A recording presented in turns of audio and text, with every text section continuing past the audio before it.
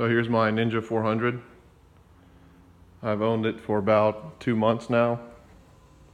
In that time, I put 1,100 miles on it. It's pretty much completely stock.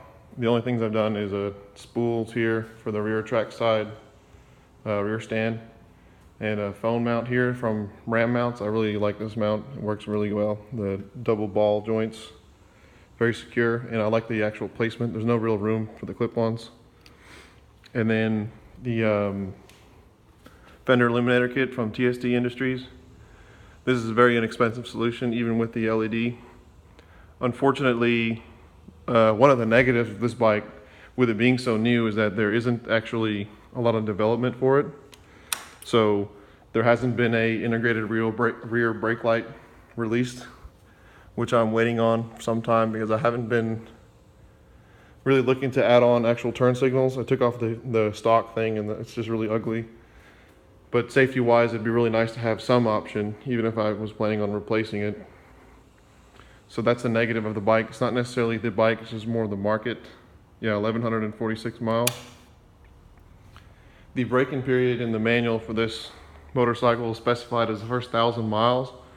And in that time, the first 500 miles, it actually wants you to keep the engine under 4,000 revs and change the oil every 500 miles actually. So with my bike having 1,100 miles on it, I've actually changed the oil 3 times already. The first time, very young, I think it was at 50 miles, just because it's a new engine, you know, helps breaking in, change the oil very frequently when it's brand new. And the next oil change was at 350 miles, and then 650 was the next. So I'm planning on doing oil change here soon, and then from there I'll keep it at about 1,000 or 2,000 mile intervals. The other negative that's really stretching this amazing bike is this heat shroud on the exhaust. Your heel will hit this if you're on the balls of your feet or you have longer boots on. So that's a negative, but other than that, that's it. I really love this bike. It's a lot of fun. It's very light. It's easy to ride hard. It's very good for learning. It's really not fast, which is a pro and a con depending on how you look at it. So if you were to break 100 miles an hour, you need to be basically at the very top of fifth gear. So it's kind of hard to really get in trouble.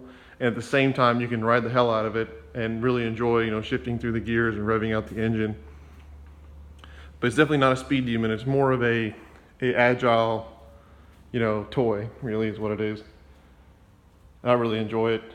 There's not really much to say. I haven't had it too much, so I can't really have that big of an input. But so far it's been going really well. Out the door I paid, I think $61.43 out the door with taxes and assembly and whatever charges come in addition to that. But that was just for the motorcycle. The MSRP was actually $5,000. I got the ABS model knocked down to the regular MSRP, but even then ABS is only $300 edition. So that's a really good deal. I bought it in Angleton from Kawasaki. Overall, it's an amazing bike. I don't have anything negative to say other than those 2 small things. And I'm looking forward to getting more experience and time on it so I can have some more inputs and get a better in-depth review. Maybe some upgrades, but at the same time, I'm hesitant to upgrade it because if I were to drop a lot of money in upgrades, I might as well just buy a new bike. And there's really no need to upgrade anything. So I'll keep updates coming if needed.